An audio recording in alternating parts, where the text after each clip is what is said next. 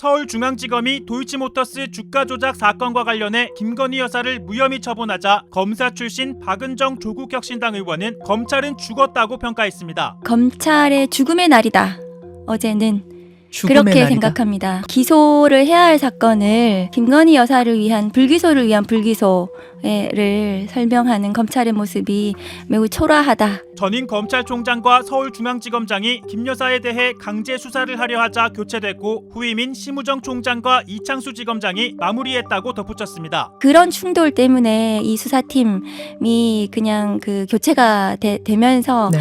심우정, 이창수 두 사람이 이 사건에 대한 마무리 구원투수로 저는 윤석열 대통령의 낙점을 받았다고 생각합니다. 그러면서 검찰이 제대로 된 수사도 하지 않고 김 여사에게 면죄부를 줬다고 주장했습니다. 윤석열 정부 들어서 검찰이 김건희 여사에 대한 사무실, 주거지, 휴대폰 이런 부분에 대한 압수수색 영장 청구를 했는지 의심스럽거든요. 이번에 검찰에서 네. 김건희 여사가 실제로 이 주가 조작을 통해서 얻은 최종 네. 이득액이 얼마인지를 계산조차 하지 않았습니다.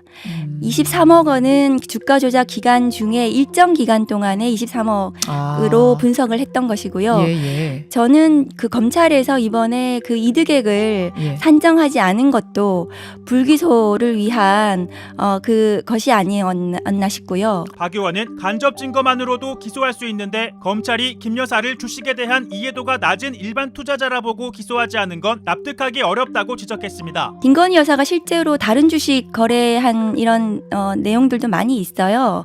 그리고 주식 경험이 없어서 몰랐다는 것은 김건희 여사에 대한 명예훼손이죠. 명품백 사건도 최재형 목사가 청탁을 하지 않고 선물 같은 걸로 한심을 사서 김건희 여사가 받았다. 이렇게 검찰이 무혐의를 해줬는데요. 그래서 검찰이 이렇게 김건희 여사에 대해서만 뭔가 좀 잘 모르고 모른 채로 당했고 이렇게 하는 것 자체가 김건희 여사에 대한 오히려 명예훼손이 아닌가 싶고 문재인 정부 검찰도 기소하지 못했다는 여권의 주장에 대해선 제대로 된 수사를 할 수 없었다고 반박했습니다. 문재인 정부 당시에 윤석열 검찰총장 시절이었잖아요. 그래서 총장의 배우자를 수사를 하기가 어려웠고 식물총장은 아니었고 유력한 대선 후보였죠. 그러니까 검찰 내부에서 곧 대선 후보가 되는 검찰총장의 배우자를 수사하고 대대적으로 하기가 쉽지 않았을 거라고.